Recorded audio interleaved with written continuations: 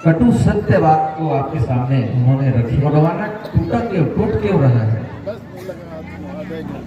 गोंडवाना के टूटने की भी बात भी उन्होंने कही कि गोंडवाना क्यों टूट रहा है। हमारे यहाँ कई पार्टी के लोग रहते हैं और हमारे ही लोग पार्टी की बात करते हैं, गर्व से कहते हैं कि मैं ये पार्टी को गर्व से कहता है वो पार्टी, लेकिन वो गर्व से नहीं कहता कि मैं हम समाज के आदमी हूँ, गोंडवाना के आदमी हूँ। बड़ा दुखदायी बात है। हम कैसे करें, किसको समझाएं? और यहाँ पर आकर हमारे बड़े बड़े हमारे गोंडवाना के लोग यहाँ कर अपनी बात को रखते हैं, समझाने की बात करते हैं और उसे हमें गंभीरता से लेना चाहिए। वास्तव में अभी आरक्षण की बात कर रहे थे दादाजी, आरक्षण को केंद्र सरकार भी मिटाने के चक्कर में है। जब आरक्षण मिट जाएगा तो हमारा क्या होगा? हम पल भी नहीं बन सकेंगे। हमारे बच्चे जो पढ़ा रहे हैं ना, छोटे छोटे बच्चे, वो आरक्षण के कारण नौकरी पे लगते हैं, वो नौकरी भी नहीं मिलेगी, फिर क्या करोगे? है हम क्या करेंगे? तो यहाँ पीड़ा है ना। यहाँ पर जितने भी हमारे गोंडवाना की विभूति जैसे युवा साथी जो आए हैं, अभी तक शादी नहीं की है, ये इसलिए कि गोंडवाना के लिए जी रहे हैं। बताइए, जोरदार ताली बजाइए इनके लिए। आप कहोगे कि लड़की नहीं मिल रही, ऐसी बात नहीं, इन्होंने गोंडवाना के लिए जी रहे हैं, समर्पित हो गए हैं। ऐसे शख्स, ऐसे युवा साथी को पाकर हम धन्य हो जाते हैं और हमारा सर ऊंचा हो जाता है, साथी चौड़ी हो जाती है। ये है समाज सेवा। तो ये समाज सेवा ऐसा होता है। तो हम समाज सेवा की ओर काम करें, अपने बच्चों को अच्छा से बताएं, संस्कार दें। अभी छोटे कई जैसे पार्टी वाले को देखते होंगे, मैं नहीं कहना चाहूँगा क्योंकि मैं नौकरी में हूँ, क्योंकि मुझे जेल होने की बात कही गई थी, है ना। बैठक किए थे मेरे लिए, जेल होना चाहिए, ऐसी कुछ बातें निकल जाती है क्योंकि पीड़ा है, समाज के लिए पीड़ा है, तो दर्द की बातें निकल जाती है। तो मेरे लिए बताओ, मैं नौकरी में हूँ, मुझे जेल हो जाता है तो मेरे परिवार कैसे हो जाती है?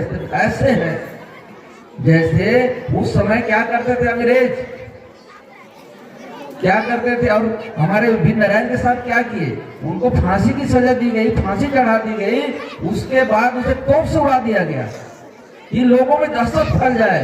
मान लो हम उनके विरुद्ध में काम करें तो ऐसी वैसी हसरत आपके साथ ही हो सकता है। तो ये है, आज भी हमें जगाने का ये जो बात कर रहे हैं हमारे बड़े हमारे गोंडवाना के लोग, तो यही सब बात है। हमको जगना चाहिए, हम सोचना चाहिए। ये बात मैंने कही थी शुरू में कि हम कौन हो, कही दिस की कौनो कान लेगे तो कौनो पीछे मत करो, चिंतन मनन करो। हम मानव हैं, हमें चिंतन मनन करने की शक्ति है, तो हम चिंतन मनन करें। किसी के कहने पर हम ऐसे नहीं आ जाए। हम भी यहाँ पर जो बहुत शुरू से अभी तक बात कर रहे हैं, जो बातें कर रहे हैं वो सही लगे उसको ग्रहण करिए। आप पहले तौलिए कि इन्होंने ये सब बातें कही कि सही है कि गलत है, और गलत लगे तो एक बाहर निकाल दीजिए और अच्छी चीजों का ग्रहण कीजिए। ये है गोंडवाना के हमारे वीर सपूत। और अब सरजू टेकाम जी आने वाले थे यहाँ, वो तो गोंडवाना के बस्तर टाइगर के नाम से जाना जाता है। और एक टाइगर का आज हम क्या बना रहे हैं, शहादत दिवस मना रहे हैं। ये भी हमारे टाइगर थे, पैदल गए थे। तो ये सब बात है। और जितने भी हमारे मैं डॉक्टर खरे की किताब पढ़ा हुए थे, कुर्बानी वाले, आदिवासियों की कुर्बानी, आदि देश के स्वतंत्रता के लिए जितने भी कुर्बानी आदिवासी लोग दिए हैं, माने मूल निवासी, आदिवासी मतलब होता है मूल निवासी। यहाँ का मूल निवासी नहीं है, वनवासी नहीं, आदिवासी है, भारत के मूल निवासी है। जय जोहार का नारा है और भारत देश हमारा है। आरक्षण की बात चल रही थी, ये आदिवासी लोग पढ़े नहीं लिखे हैं, 10 साल के लिए मूल निवासियों का आरक्षण दे दिया जाए। क्या हमने आप पढ़े लिखे नहीं है क्या?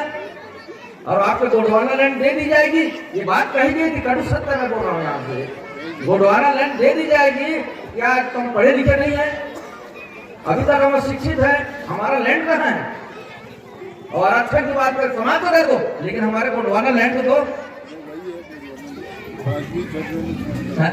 तो ये सब बातें हैं, हम सबको सोचना है। और यहाँ के मातृशक्ति तो इतने ऊंचे विचारवान है, इतने ऊंची सोचते हैं, बढ़िया सोचते हैं। और ऐसे इस कार्यक्रम में मैं तो अपने आप को पा करके बहुत गौरवान्वित महसूस कर रहा हूँ। आप लोग धन्यवाद के पात्र हैं और हम पुरुषों को भी आप लोगों के साथ कदम से कदम और कंधे से कंधे मिलाकर चलना चाहिए। फिर वो दिन दूर नहीं कि हमें सफलता मिल जाएगी। हमारे मन में दृढ़ निश्चय होना चाहिए। और अब ज्यादा बातें न करते हुए अब विदाई का समय हो गया है और दादाजी की भी जाना है, परम पूज्य गुरुदेव की भी जाना है।